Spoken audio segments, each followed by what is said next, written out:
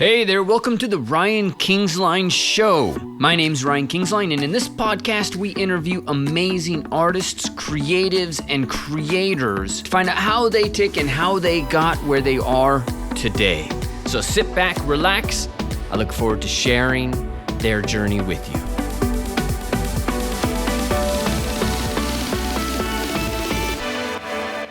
Okay. All right, guys. So I have with me Arvin. And Arvin, let me look up your last name. Villapando. Did I say that right? Hey, that's pretty good. That's pretty good. It's kind of good. Kind of good. All right. It's not bad. There's like accents, but it's good, man. I appreciate that. Tanner Kalstrom with, and is it Game Textures still? Yeah, gametextures.com. Yep, that's what we're called. Okay, great. And how long have you guys been doing that? Opened up our doors in 2012 after a solid 12-month grind fest to build a website, learn how to program, learn how to do build a pipeline, and then build. I think I was showing Arvin this picture I took the other day. Oh, that's funny. Of a whiteboard that it's just like a photo of a whiteboard at the end of 2012 that had my business model on it. That I sent out and took a picture of it just to validate. And I think my initial goal was to make like 100 materials and try to build a website with it. And we ended up launching with like 900 that we built over 12 months, just myself and one other artist. Yeah. All in the meantime of building a website and trying to figure out exactly what the hell we were doing. Mm-hmm. And was it materials or photo reference, or what was the actual product at that point? It was both. The whole thing started when, it's actually kind of a funny story with that is I had just been through like a horrible breakup, and I met this girl at a bar, and she was like, "What do you do?" And I was like, "I own a texture company." And like at this point, it was just a thought in my head. Maybe I'll start this someday. Maybe that'll work. And turns out I really liked her, and she really liked me, and I really didn't want to look like a liar. That's awesome. I really didn't want to look like a liar to her. So I made a commitment one night at some random, drinking thing in Seattle, and, woke up the next day and just started grinding on it. And I didn't look like a liar to her is the good news. We ended up getting married. So it all ended up working out okay as a solid love story based around a little white lie that I may have told. Yeah, and a whole lot of drinks. It was a couple of drinks. It was a couple of beers. Yeah. Oh man, that is so awesome. Yeah, that was a good story. Yeah, that's fantastic. I love to hear. So if I remember right, because I remember seeing the site when it came up, like it was a ton of textures, or am I remembering something wrong? No, that's right. It was, we started out as textures. I was just really frustrated. I'd been using Google Images to find the textures and turn them into, you remember how it was back then. So to build a texture, it was like a 3-4 hour commitment sometimes. And it was just really frustrating and annoying. And I thought that there had to be a much better way. Yeah, so it was actually, even from the start, because I remembered actually I jumped on and tried them out when they were doing the Tornado Twins. Mm-hmm. They had that Tornado Twins giveaway. They were like, build a game in 3 months or whatever. And I remembered I grabbed some and I was like, wow, these are really cool because they had the normal maps. They had the, gloss and spec. And I was like, wow, this is kind of nice to be able to just essentially grab a stack of textures, essentially a fully built material and just slap it onto a surface. Mm-hmm. So. It was really funny, though. The whole thing seemed crazy to me. Especially because back then there was not tools for what we were doing. We were using essentially Crazy Bump and the NVIDIA filter, the NVIDIA normal map filter, and trying to learn as we went. There was no tools for creating a normal map. There was no real great way to visualize what a material even looked like in 3D, right? Yeah. So we would essentially build these out and test them in Unreal Development Kit, in UDK, and hope they worked, right? And there was this huge iteration process and tons of textures and tons of saving and checking and projects. And it was really a lot of work to build a material back then in a way that was, in a way where, you could guarantee that it was realistic and that it had the correct texture maps, right? And then this is even before people were using like height maps and gloss maps. So we were doing that stuff as well. And that was really one of the big differences is that most people were just making like specularity and a base color or a diffuse map and a normal map, if they even bothered with a normal map at that point. So instead of just putting the diffuse in there. Yeah, and a lot of times it was just the diffuse, right? Especially in those old UDK games, like most of them were probably just diffuse only. So we were really trying to battle into this niche that I hoped might become a reality, and a lot of it is just us getting lucky. In a lot of ways, we put in the work and the timing was there. Yeah. So it started out as us hating building textures, which ended up becoming our full-time job, was building textures. I love that, because that happens in business all the time. Yeah. You don't realize, you're like, I'm going to do this thing so I don't have to work anymore. You start a business, next thing you know, you're working the whole time, right? Yeah, right. And again, like I said, I mentioned before that it was a product of timing. So I mentioned also that I had started this because of a horrible breakup in my life, and which is fine. Like I have no ill whatever, but I moved to Seattle essentially. And right as I moved to Seattle, the next day, Microsoft announced that they were laying off like 3,200 game developers in Seattle. So I quit my job at Lego, where I was doing like video game work on all the Lego games. Quit my job at Lego, moved to Seattle. I was like, man, the industry is going to be awesome in Seattle when I get there. And not kidding. Next day, Microsoft lays off almost their entire game development system, ecosystem, really. And obviously there was no jobs all of a sudden, because there was people with far more experience and far more talent, far more connections. Yeah. Building games and applying for all of these jobs. So you started your own thing, huh? Yeah, it's a product of just being stubborn, I suppose, and not really wanting to be unemployed. I did a brief stint at Starbucks here in Seattle. Yeah. In the times I ran out of money, so I was working these like 4 a.m. morning shifts, because the new guy at Starbucks works the 4 a.m. morning shifts, and people were yelling at me, and people were getting so upset over their coffee, and I was the worst barista of all time, like by a wide margin. I'm just like, I'm not daydreaming. I'm not even present. I get woke from my daydream by some person at 4 a.m. yelling at me that I messed up their drink, and I was just kind of miserable. So, all of those things combined, and you start a company and get lucky, and things go your way. And I think it's sucking at things is underrated. There's just some things you should really suck at, otherwise you're just gonna end up doing them. Oh man, I mean, we suck at everything, really. Like, the product of game textures is a matter of sheer willpower, because the reality is, and Arvin can attest to this, is that we're learning every single day as we go. Yeah, fail fast, right? That's been our, and then you learn, right? You fail, you learn, and then you try something else, and then you've got, eventually something comes up, right? So, don't be scared, Jan.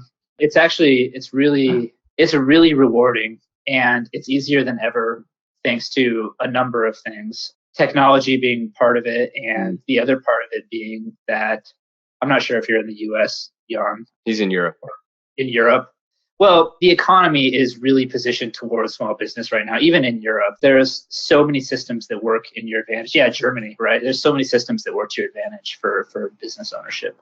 And there's so many tools. You don't have to handle 90% of the tedium that was there in 2010, 2011 in a lot of ways. Like, there's your payroll, back end. of, oh God, yeah. Let's talk about payroll and all that stuff later. But sure. Your back end has got to be way different for the site. Or are you still what do you guys use for an infrastructure? Do you custom code, or? That's a funny thing. I was just about to get into that. So right now I came in as a texture artist. Yeah. And from a texture artist, I've shifted to customer support. Yeah. It was like I came in as a texture artist / customer support, and from there I shifted to some business dev stuff, and eventually now my main thing is I develop our pipeline. Right, I'm in charge of our pipeline thing. And, going back to the idea of things being easier now than ever, that's kind of one of the nice things is. I came in, my only background in coding was I took 2 C++ classes in high school. And when I got in, I was like, well, we needed some tools to automate some of our systems and essentially manage the files. Yeah. And I was like, well, I took 2 C++ classes in high school. I could see what I could come up with. And so I took about, just a month putting some random stuff together. And it worked. It worked. And we were like, let's make this so that we never have to write this thing again. It'll last forever. And lo and behold, now I'm building a new thing for us. And that was like maybe 2 years ago. But the cool thing is now the tools make so accessible. There's so much accessibility to it. So as far as what we use to manage, so the website has its own system, but we have our own system for managing stuff locally. Okay. So essentially, I could probably share the screenshot of what that looks like now. Let me pop it up. And you guys are seeing basically the ArtStation page right now, right? Yeah. Is that that's being screen shared? That's what we're seeing. Okay. So we're still in the middle of it. We've got a kind of new website that we're working on right now for our stuff. But essentially, this is our management system where we can browse all of our textures locally, right? We can switch over. We've got some hacked systems right now because we're trying to translate all of our old, the stuff all the way from back in 2012, and we're trying to make it relevant. So we've created some different systems where they mix and match with substances. So there's essentially like a bitmap with layered substances on it that we're kind of building. So basically right now we have, these are the oldest sets and these are the second sets. As you go along, you change your processes, and unless you have a system to really manage it, there's kind of a million different ways that everybody does it. You could pick a material, and essentially right now we can run various commands through it. So this would be like turning it into an SBSAR and rendering out 4K images. We have an upres command. So everything we built was formerly in 2K. We have something that'll bump it up to 4K. You can batch a whole set. Damn. Those classes went a long way for you. Holy crap. Yeah. I actually, we went to see Black Panther, and I saw my teacher at that class. Yeah. I was like, you'll never believe it. I'm actually doing something with your class. Just through the power of Google and literally beating your head against a wall, you figured out how to program and build a pipeline for an entire team, which, not to brag, but we went from building 1 or 2 products a day to potentially building like 8 or 9 products a day by having proper tools and a proper workflow, a proper like modular workflow, right? That was one of the huge pitches that we always made, was that in theory, every material we build should increase our speed on the next one at some level, right? So we should always be building on ourselves. If we build a plain wood material, we should be able to take that and turn it into a wood floor very easily. Totally. And that was the case, but because we were using Photoshop in that time, it was not always like the ideal workflow. It was like, kind of a pain in the butt, really. You had to, it just wasn't easy. So, we can kind of transition to it. Jan said. And frankly, we didn't have the tools, right? Yeah, so we could sit there and we could build it. But now we have, because we have, going back to the tool, we have a tool that can do it for us. We could literally, like for these, it sets up a template and then it feeds all of the bitmaps through the template. And now we've got a completely new kind of procedural like material. So tell me what this is like right now, because materials and texturing is still an area that, it's like once you know it, but people who don't know it, it's still like, that's unicorn land. It can be crazy. So why don't you explain a little bit about what this is? We were earlier talking about Photoshop and just dealing with Photoshop textures, but you guys are doing something totally different. And I'm sure PBR kind of changed, the whole landscape for you. PBR changed the world. Yeah. It really did. I was like, man, I never have to manually paint a highlight again. It's just there. Changed the world, and it also was very important because it gave us standards to work from. Before PBR, there was no standards. There was nothing. It was just, this looks good, ship it. So PBR changed everything, and we were the first material library by 3 years to have any sort of PBR. And we did that all by hand. We opened up all of our old Photoshop files, processed, converted every single texture that we ever made into a physically based version of itself. Converting albedos, all that stuff? Yep. That's that elbow grease we were talking about where you just put your head down and open up Photoshop files and go. As far as describing kind of what a texture / material is, Ryan, if you want to, I could kind of, please. I know you know what it is, but so basically it's the way I describe it, I've taught before, and I'm actually doing some classes now. But the way I try to tell people what a material is it's essentially the way light reacts to a surface, right? So you've got, let me move your heads here, right? So you've got the mesh, which defines the shape, and then you've got the material, which defines what happens when light hits it, right? And in order to define what happens when light hits it, you give it basically a set of bits of information. And the way we communicate that information to the computer is through images, right? Through 2D images. So let me kind of just give a short kind of example with that. So I'm just going to build what we have. Basically, this means that it's physically based, so it's PBR, right? And we're using a metallic roughness model, right? So we've got, two primary models. There's the metallic roughness and spec gloss, right? Most systems, I think, are using this now. All right. So basically, it's asking for essentially 5 bits of information here, right? The base color, the normal, the roughness, the metallic, and the height.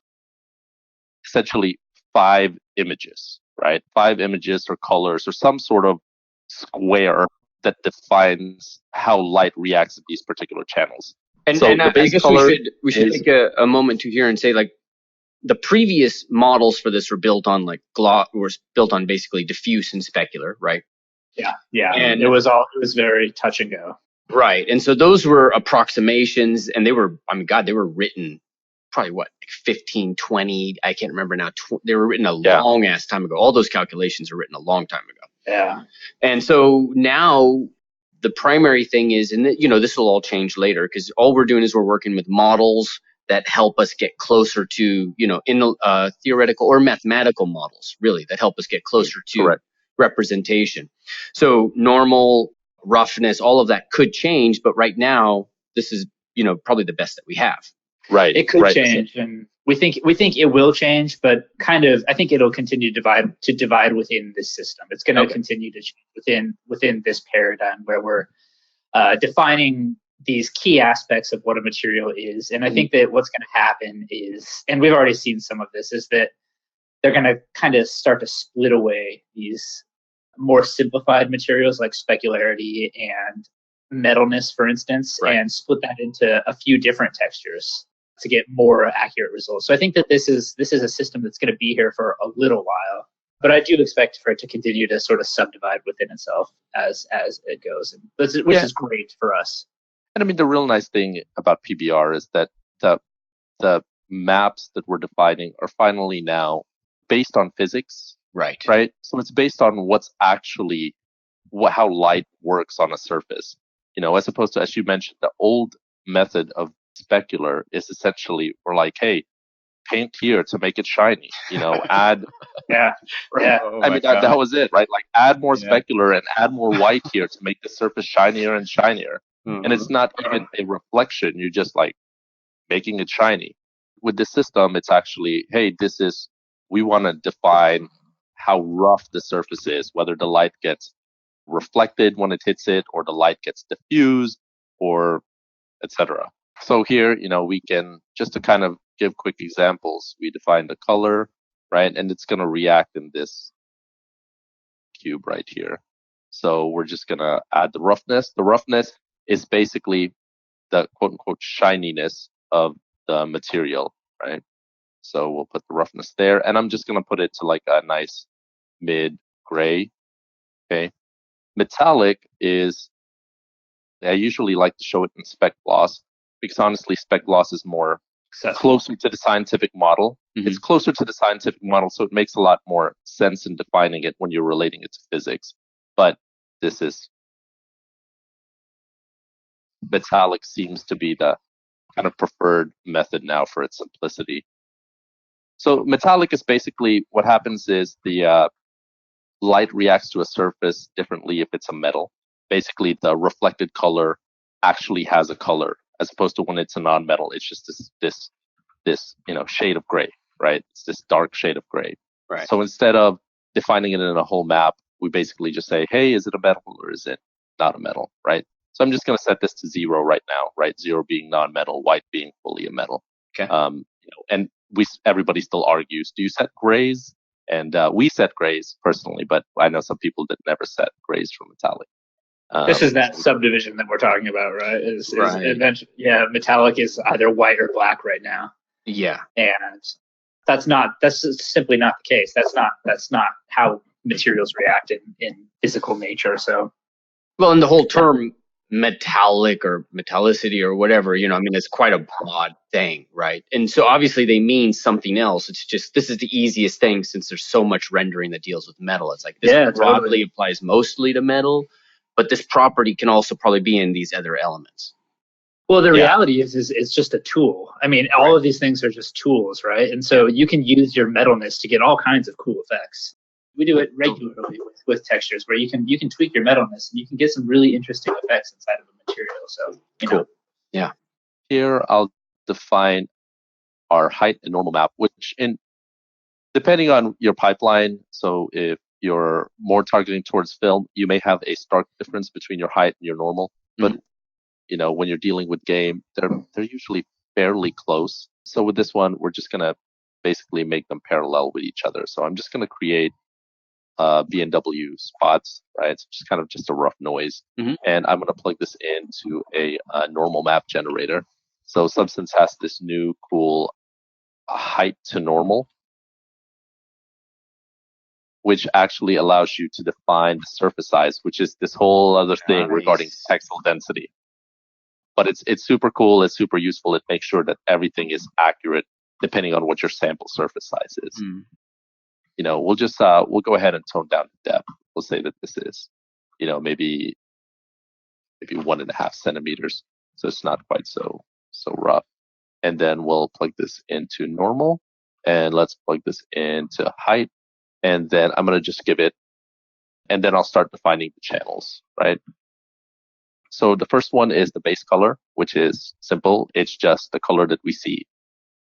So, you want it to be green, blue, purple, red, right?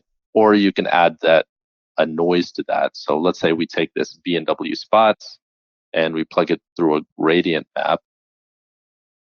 And on the gradient map, we define like a couple of different colors. And plug that into base color. Well, now that's our color. Normal is a normal map. I think most people have come across a normal map, but essentially it's defining a split, right? It's defining the angles going from left to right, top to bottom, and then, your fake Z. So if we take like like a cube, you'll probably see that a little bit better. Right? So let's say we take pyramid.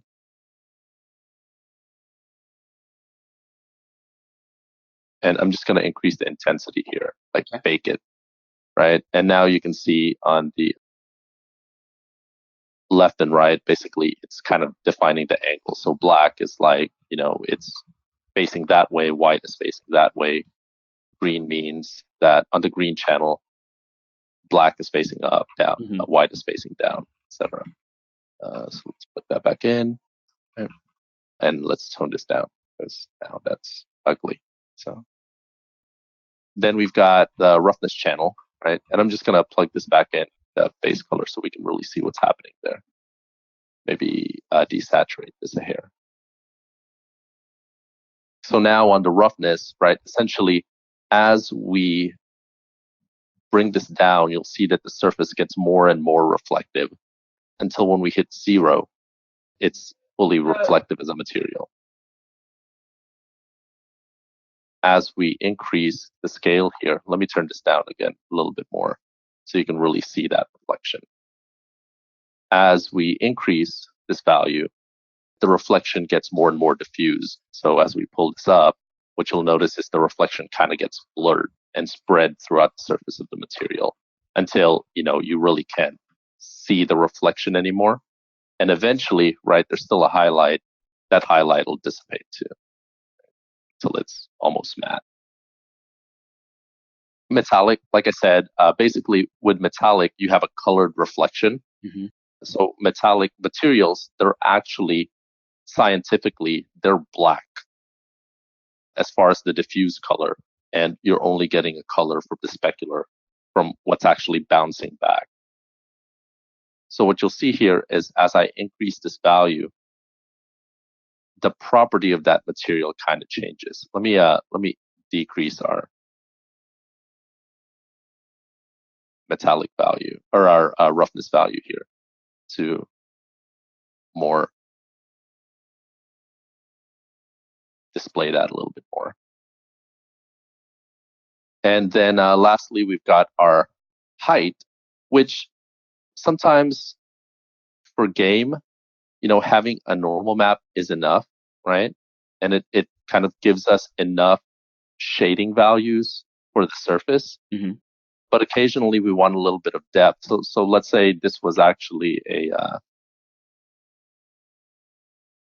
and you'll see here, these are some of our sculpted bricks we like to drop in. Sometimes it's nice. We still just sculpt stuff in ZBrush and kind of stamp them in.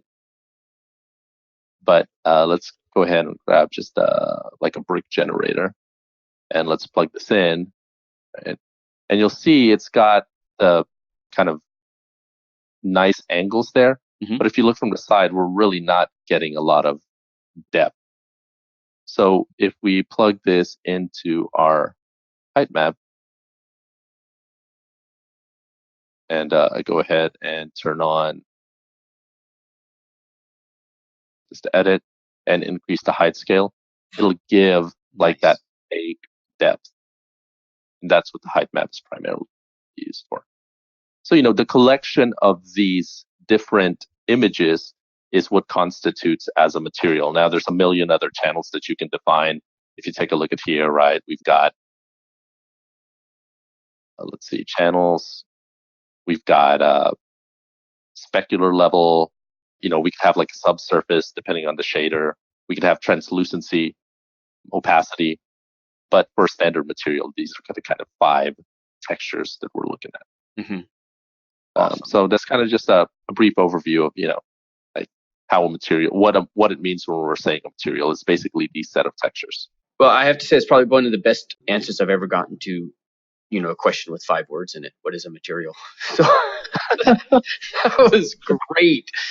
And, Sorry, don't apologize, because it's so necessary, and it's easy for people to just assume that the tools they are given are the tools that exist, and that's the end of the equation. But like, we've been through the conversation of, okay, so you paint your specular. This is shiny. Oh, it's too shiny. Now I got to dial down shiny, right? Now we're in the PBR conversation. And I think it's relevant and important that people understand, that, there's a building block to the mathematical concepts here. And the mathematical concepts aren't reality. And so that's the part that's changing. And one of the things, and you guys can tell me what you think here, but one of the things that I like to tell people is that, we as artists, like, we're in this in-between space where mastering the technical side of it and all the math, like, that tends to take the artist out of you to some extent. If you go far, far, far off to the side, because I've coded before, and coding is so addictive. And there's always an answer if you can just stay up late enough to find it, right? It's crazy. But, then the artist is over here, and the artist is like, I was just telling somebody, is Alina in here? Because I think this conversation was with Alina. Basically, a 3D artist has to be Spock and Captain Kirk at the same time. Yeah. No, it totally. That's a great analogy. It really is. Yeah, it really is. That's a great analogy, and I can absolutely, because I've switched from doing primarily art to doing primarily code now, and there's a beauty in both. Yeah. It's just kind of a leaning one way or the other in both aspects of it.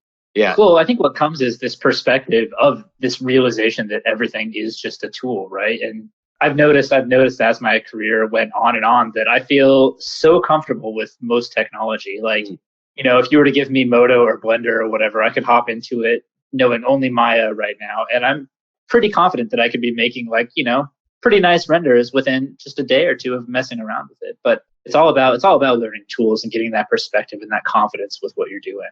That's great. And just this understanding of the technical parts of it. Right. And the core kind of concepts, because now you've been doing this so long, you probably have just vast understanding of like what's going on in terms of ray casting and what roughness is. Something comes down and then it breaks out into so many rays. So, you Sure, yeah.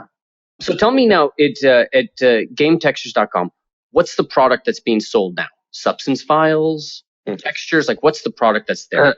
Right now, it's so on Game Textures 2, this is our second iteration of Game Textures. It's kind of a mess. It represents, I'll say, 3 distinct eras of texturing technology, which is everything from pre-PBR to PBR to procedural. And man, we even have like photogrammetry stuff in there. So we'll say there's 4 different distinct texturing technologies happening right now. Yeah, and then even in the PBR, we've split from, there's some that are just PBR spec gloss, and then there's some that are PBR metallic roughness and spec gloss. So it's kind of a mess. And that's to be expected, right? We were kind of building all of these products before all of these technologies came along, and then we were always quick to adapt to new technologies. So what Arvin's working on right now and what we're working on right now is this total overhaul of every single product in our library to convert each and every single one of them to a physically based substance, which uses that materializer program that he just had up, which is our pipeline tool. Materializer is what it's called. Right. Yeah, and the shift to basically we're shipping multiple material types now, so for different engines. Okay. So we use Substance to generate, I don't know, you can tell, Arvin, like 16 or 17 different texture types at this point. Right. Like so now instead of before we just ship PBR metallic, PBR spec, and substance, that's currently what, I'd say 90% of the materials on the site have.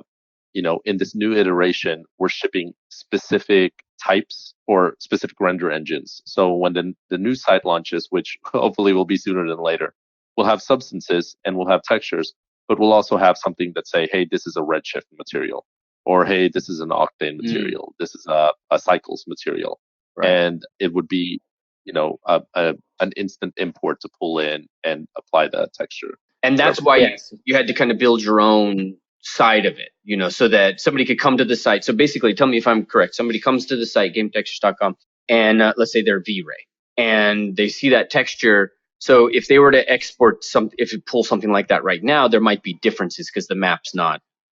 They would essentially have to hack it together to make it work inside of V-Ray. All of our stuff works really well inside of Unreal Engine or whatever, UDK or Unity. Yeah. But if you wanted V-Ray, you'd have to hack it together. So what we did was we built a system which spits out those exact texture maps that V-Ray requires, so that a user can just come and be like, oh, cool, I want the V-Ray version of this, and plug in whatever, diffuse to diffuse, reflection to reflection, F0 to F0, whatever.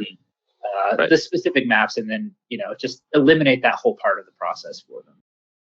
Yeah, and the hope is eventually, we're starting off with a few supported engines, but eventually the idea is you wouldn't even have to put it together yourself. There's a file that you just download and you say import, and when you import that file, it assembles the material for you. That sounds awesome.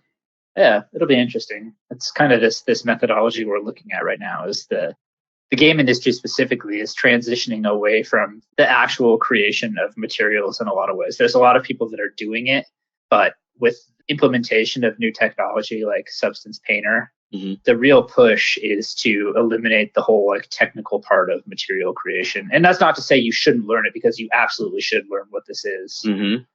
So our goal is to, help those people that don't want to or are not interested in creating their own materials, and make those who are work a little bit faster, right? Because you don't need to make you don't need to make 1,000 different bricks for yourself. You don't need to make 1,000 different concretes for yourself. It's just not necessary as an artist at this day and age. So. Right, or even say a concept artist in ZBrush. I know I have a couple of concept artist friends that recently they're working in full 3D now.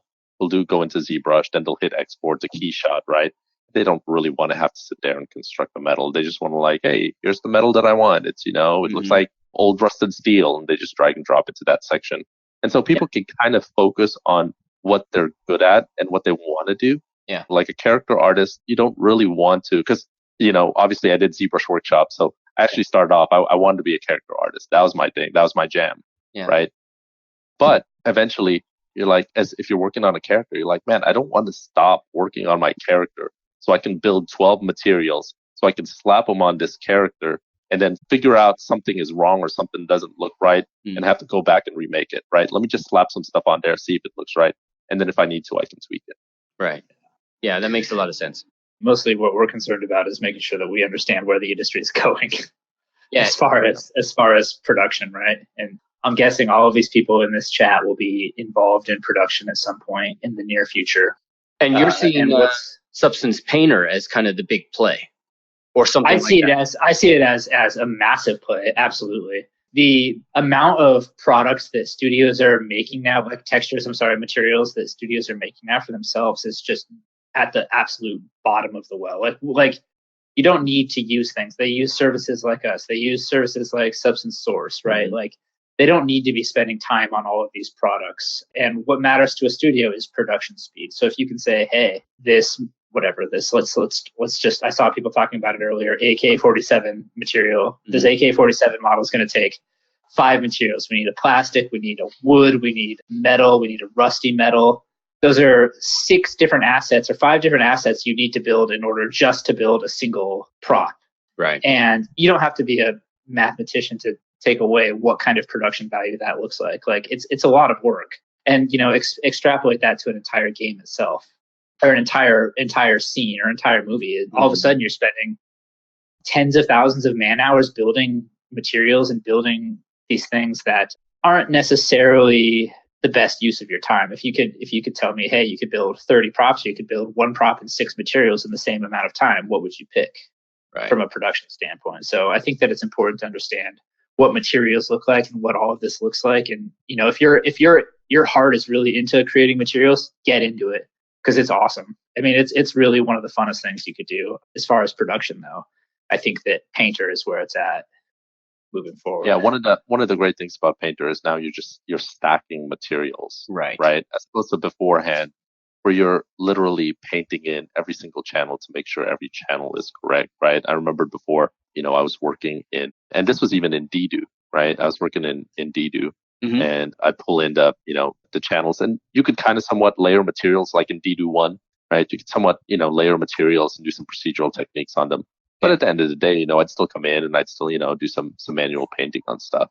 With Painter, the idea is you're like, hey, this is metal, this is steel, this is plastic, and you just literally, one of our coworkers, he's like, it's literally like paint by number, just like metal, rust, whatever, then just mask everything out. You're solid. Yeah. What do you think are some of the key things people need to master inside a Substance Painter? But I'm seeing Jan's note down here saying that if you can master designer, Painter is really not that big of a deal. But then there are things inside of Painter that you have to know, like using generators or using masks or putting a paint layer on to paint things out. What are the things that you think are really important inside of Painter that just are core?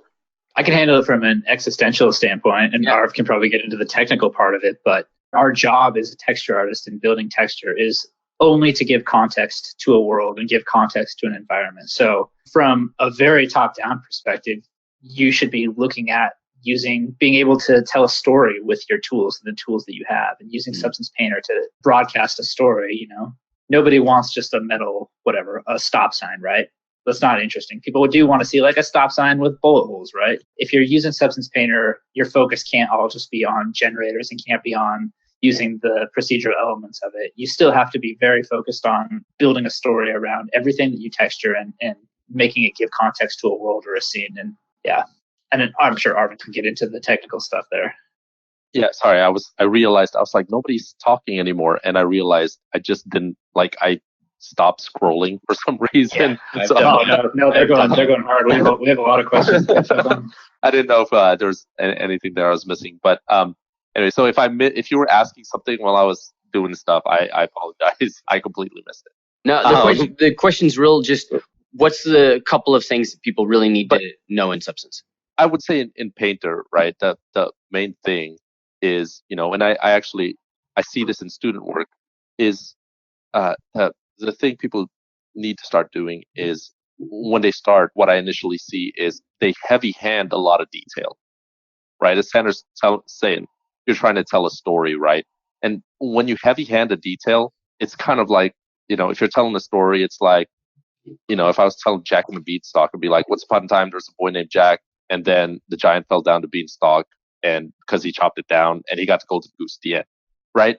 And that's that's kind of what happens when you heavy hand a texture, right? When you heavy hand a texture, it's like you put like, hey, here's the steel, right? And then the thing that everybody always does is they're just like slap a rust on there, right? And the rust is thick and it's just like at random places, and you're like, well, it's cool that you put rust on top of the steel, but you really kind of made that kind of a little too heavy-handed, right? It kind of hurts.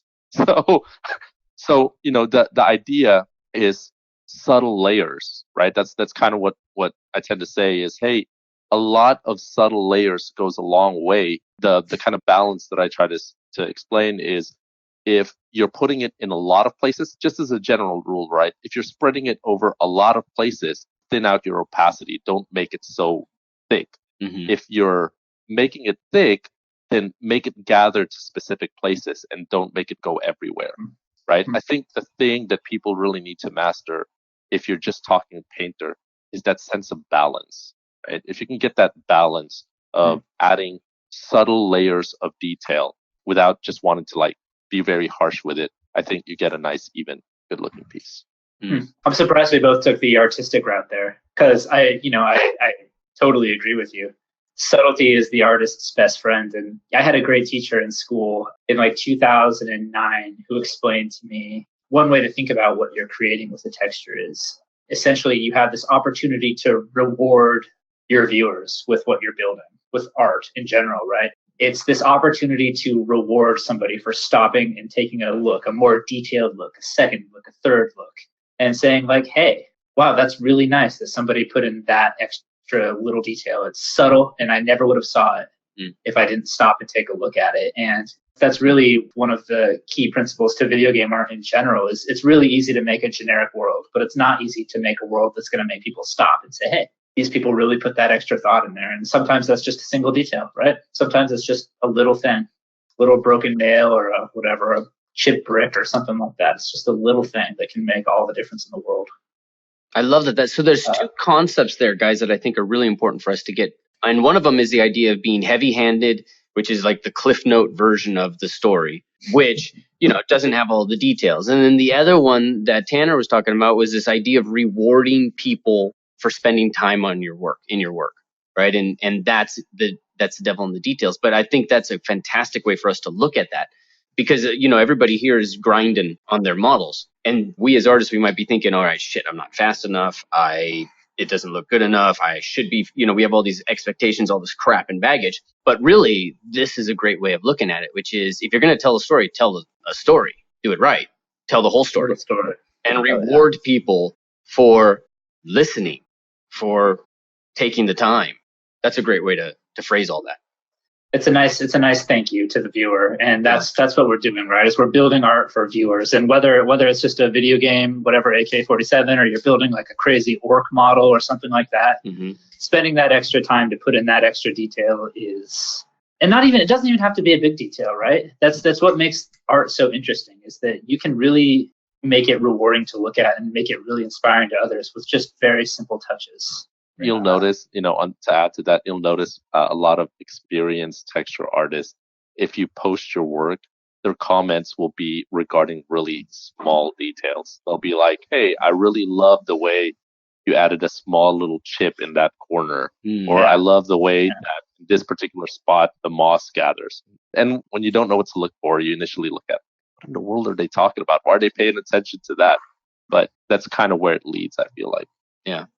Oh, it's easy to make a brick wall. I mean, that's the thing, right? All of this technology makes it really easy to build a brick wall. And this is what we've always said, right?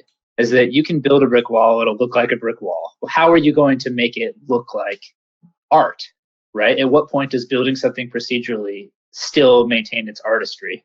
And how do we do that as a texture artist? And I reference this a lot, is the guys who work on Uncharted. I'm sure everybody here has played Uncharted, right? They got very famous for their style, this like, what do you call it, Arvin? Like real? Hyper real, yes. The hyper realistic 3D style, where they're building these realistic textures, but they're employing artistic principles of composition and color theory and balance, and rewarding the viewer and using layers to build these very rewarding pieces of art that are still realistic and still procedurally based, but they're using their past experience in art and understanding of art concepts in general to make them that much better. You know, to kind of go relate to other people who aren't texture artists necessarily. I actually remembered watching some of your tutorials, Ryan, and you'd be like, man, I just love the way that the bicep kind of curves right there, just that little hint, or, you know, the little divot right there in his, you know, whatever. It's like, it's just perfect the way it just kind of slopes. And I'm like, okay, I don't know what you're talking about, man, but you know, I mean, eventually I did, right? As far as anatomy goes. We had a teacher at Wholesale in 2008, Ryan, that would just put on your videos. Oh my God. That was like good. We would sit there and we'd be like, what are we paying for? Where's my royalty check? Yeah, it eventually, you know, stopped doing that, but it was like, wow, okay, this is the guy. Cool. Nice. That's funny. Nobody knows. All right. Well, why don't we open this up to a couple of questions? And I think we got a few. Samantha's got one. So some of these questions relate, some don't. So let's see. So Samantha's asking, so do you go out and take pictures for textures or scan or spend time with real textures? Do you make notes about how they feel? If you do make notes, what kind of things would you list about a texture? It's a cool question. That is a cool question. Yeah. I covered this earlier in chat while Arvin was giving his demonstration a little bit. I said that there's no wrong way to make a texture, and I'm paraphrasing myself because I don't remember exactly what I said, but I don't think there's an incorrect way to build a material. Every tool you have should be used as a tool to your advantage. So yeah, we scan stuff. We have people scanning whatever rocks and bricks and dirt, and we have people building leaves and all of these different things, and then we put them together in a texture. Let me see. Do you make notes on how it feels and so on? I don't know. I mostly take pictures with my iPhone. Yeah. And just try to be conscientious of what's around me and try to remember these little stories. One thing I noticed, we got to go out of town one weekend. He only lets you out one weekend? Yeah, that's really all I get. The rest of the time I'm building this stuff. No. My family recently we went out of town, and we got this little lake house. And the thing I can say to that is that there is a stark difference between looking at a picture, right, no matter what resolution it is, to actually looking at the thing in real life. I saw this tree, and it was, you know, an older tree, a wider tree, and there was like layers of moss on it. And I really looked at the moss, and I was like, oh, okay, that's what moss looks like. As opposed to getting a picture, no matter how close or far it is, it just doesn't really do it justice. Now, I don't mean don't take a picture. Definitely take a picture. But there is an incredible value to actually seeing it in real life and making some, at least mental notes, right, about what it looks like. I mean, I don't know if I've ever really looked at it and thought about how it made me feel, although I was conscious of it. I mean, always makes me feel very emotional. I mean, it was. I mean, there's this moment of awe when you first look at it, right? Because I mean, you're really looking at it for, you know, you're really looking at it. You're like, wow, that's what I've been kind of trying to recreate, or that's what that picture was trying to describe, and it doesn't quite do it justice to actually when you actually look at it. So it's kind of cool in that sense.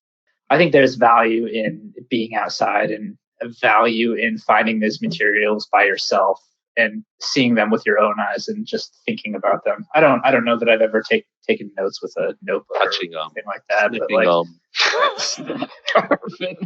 like, yeah, smelling them, all of the. All right, Jan's got a couple questions. Okay, so he's asking, would you use procedurals and would you use? There is. I'm a little confused by your question, Jan. But basically, if you're using procedurals, do you use Photoshop to give it some oomph? And we were talking about this earlier. Like, what role does Photoshop even have in this equation now? I actually have some demonstrations, but Tanner, why don't you go first, and then I'll show the actual physical stuff. I think that Photoshop is extremely important. It depends on what you're going into and what kind of field you're going into and what you're looking at. But if you don't know how to use Photoshop, you're going to stumble in some cases. It can't be overstated that procedural is a technology of the future, but you can't do everything with it. You can't. I mean, this is a great example. One of our artists was making like a WD-40 or a can of spray paint rather, right? And he modeled it all out and did all this stuff with procedural stuff, but he still needed to build a label, right? he still needed to understand how to use Photoshop and still needed to understand all of these things. So I think that, again, it goes back to remembering that all of these things are just tools and that you should use the right tool for the right job. And there's no sense in spending 16 years in Substance Designer building a procedural label maker when you can do it in 10 minutes in Photoshop. And again, there's no sense in spending 16 years building the perfect brick in Substance Designer when you can sculpt it in 7 seconds in ZBrush.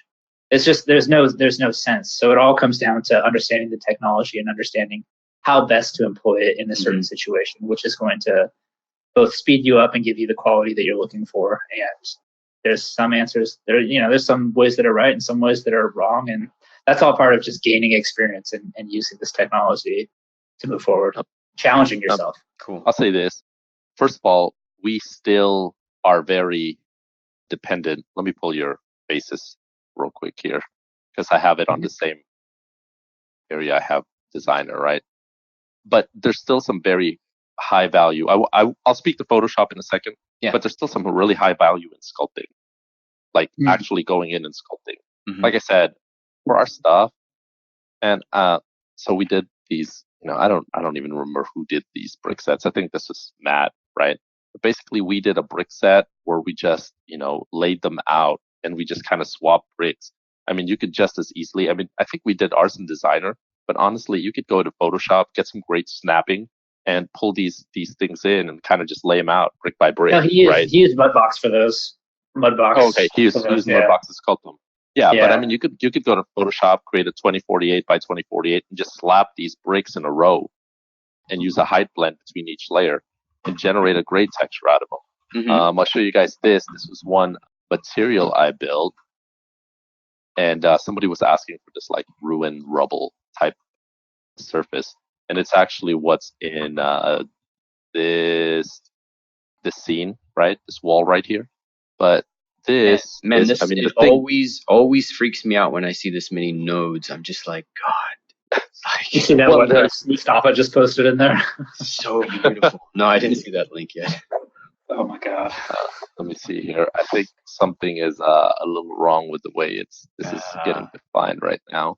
But I'm just gonna use Whoa! I see it. Okay. Plug something else here to the roughness. I'm just gonna adjust it, right? And then we bump this up to about 2K.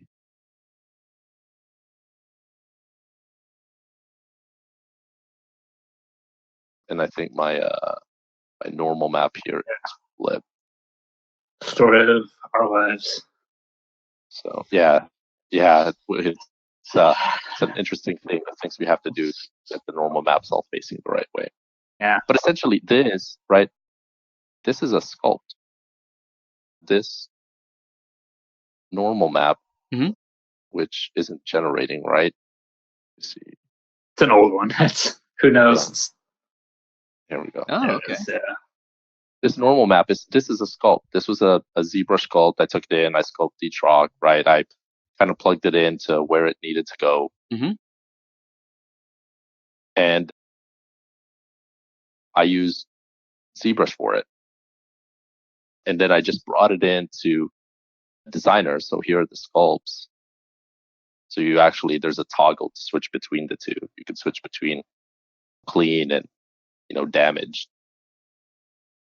But the idea is we use ZBrush to do the layout.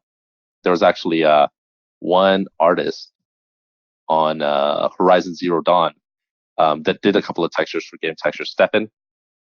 Stefan Brown, yes. And his stuff is all sculpted in ZBrush, and they look great, right? They look, incredible. I was like, man, I wish I could stop doing some tech work for a little bit to do some of these sculpts, because I was very inspired by them. It's just some things that look too procedural, right? Yeah, so there's that. There's still a lot of value in handcrafting some things. As far as Photoshop goes, here's one that's very interesting. We did this as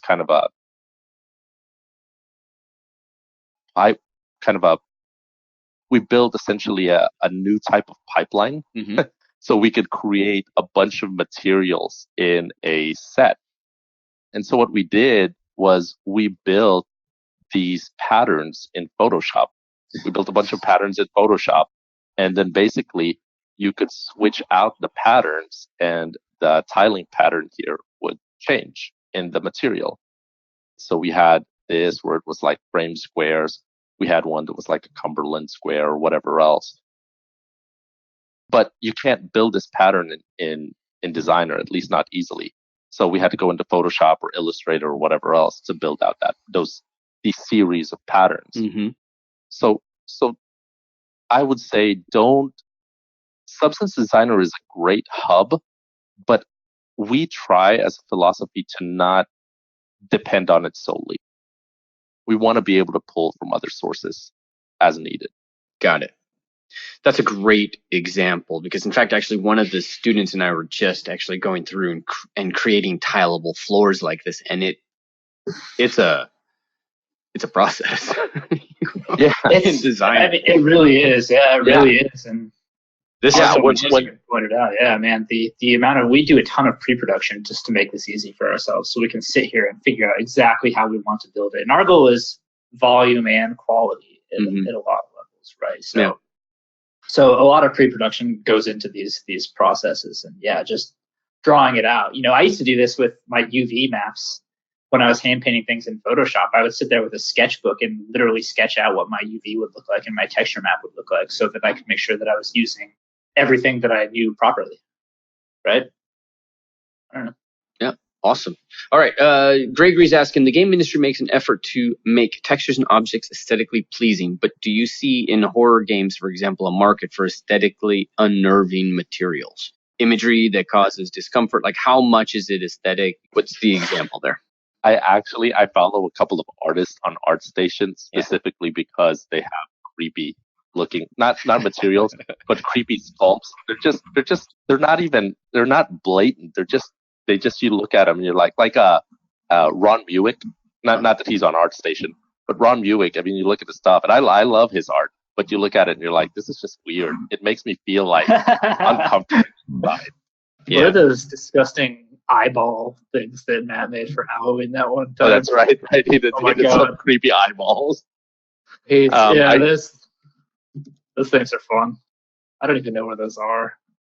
Yeah, I think there's space for that. There's space for things that make people feel uncomfortable. I think that's good, right? In some ways, it's more artistic that way. I think you should challenge yourself. Yeah, if you, I think it speaks for what you're trying to do, and it really depends on what you're trying to build. But challenge yourself. I think that those things are extremely challenging to do procedurally. To build a material that creeps people out, it's a challenge. It's a challenge for sure, and you really have to get into like the psychology of what makes people scared. Like, what is it, pareidolia or whatever, where you're afraid of like repeating patterns, things like that. There's like some very specific fears that you can have.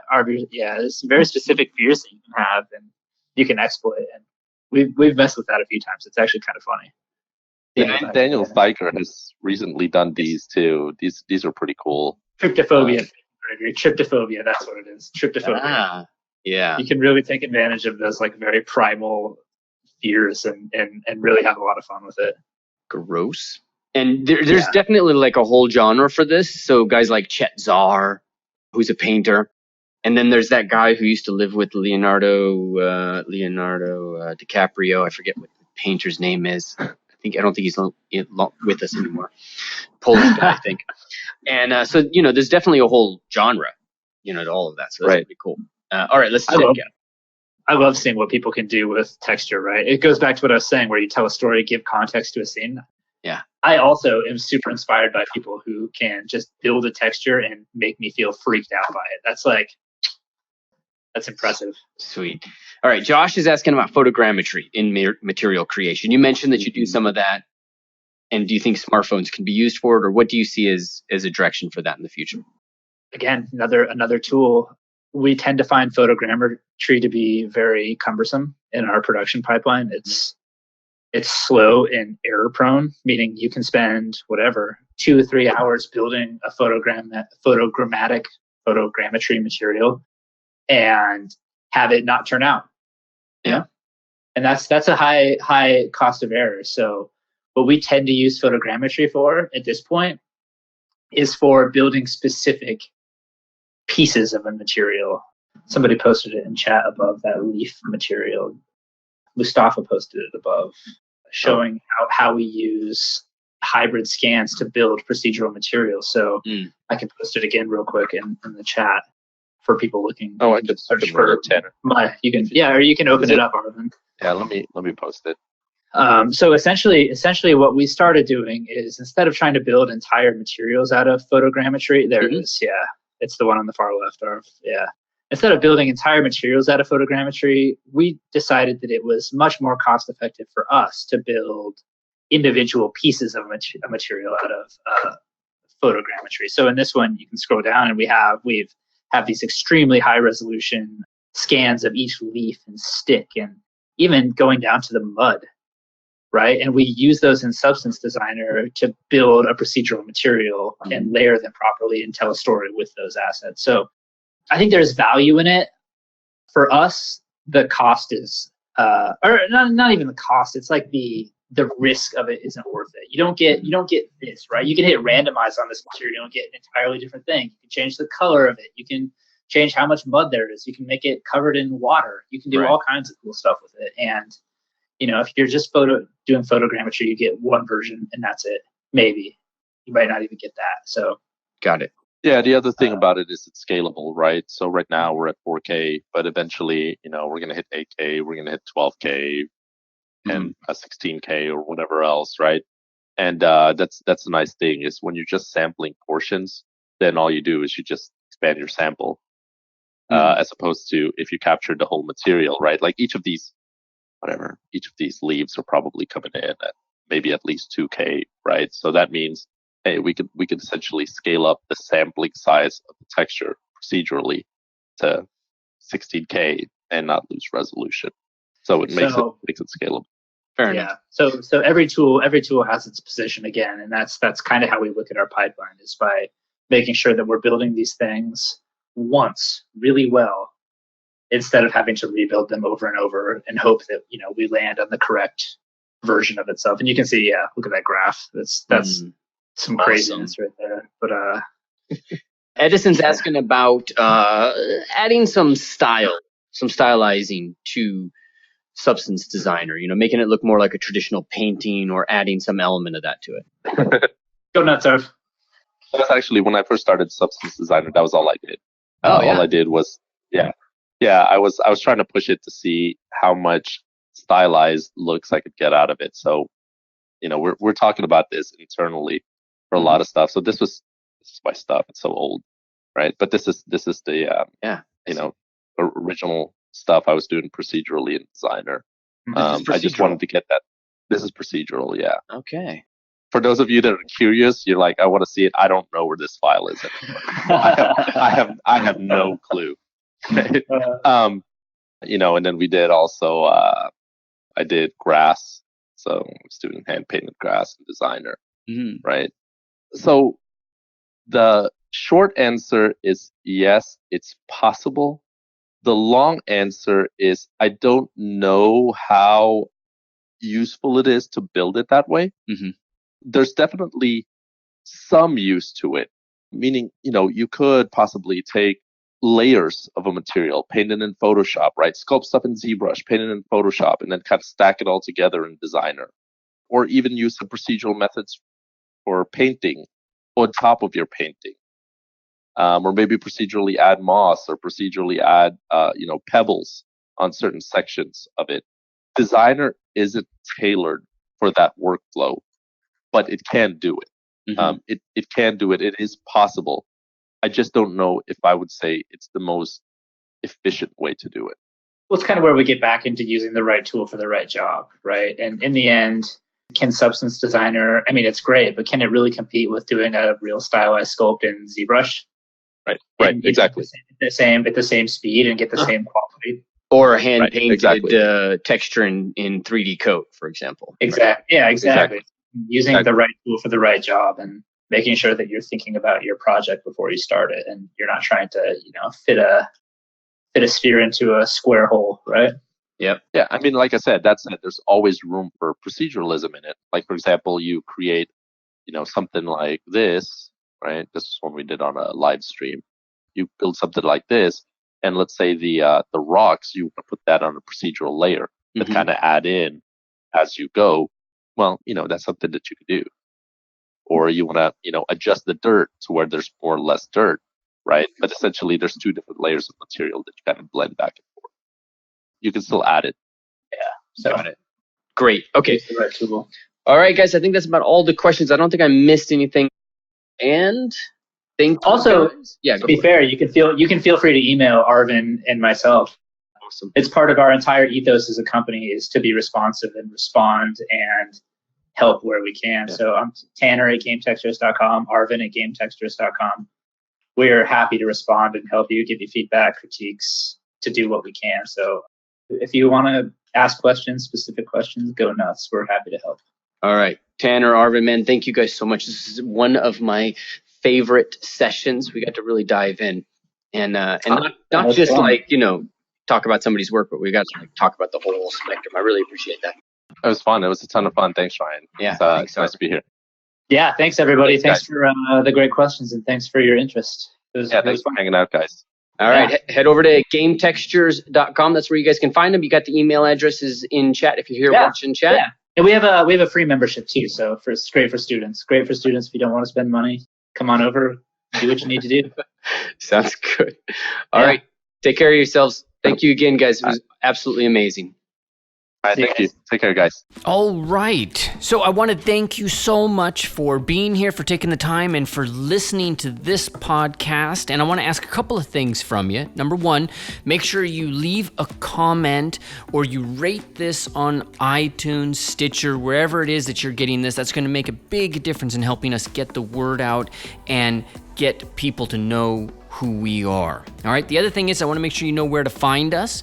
So you can head over to www.gameartinstitute.com where you can learn about our flagship program, which is the Game Artist Bootcamp. This is designed for those who are really looking to move the needle on their career and really lock in that job. You may have gone to school and learned a bunch, maybe haven't learned a bunch. But at the Game Art Institute, the primary focus we have is the very specific industry skills, the triggers that you really need to hit in that job interview. What are the specific things that they're looking for? That's what we're going to be training you on. We're taking applications right now for environment artists and for character artists. So make sure you head over to www.gameartinstitute.com and apply today. That way we can have that conversation, make sure this is a fit for you, make sure that you're a fit for it, and if everything is perfect, then we will sign you up for that right away and get you into your training and start moving the needle on your career. All right? Thank you so much again for being here. Take care. Have an amazing day.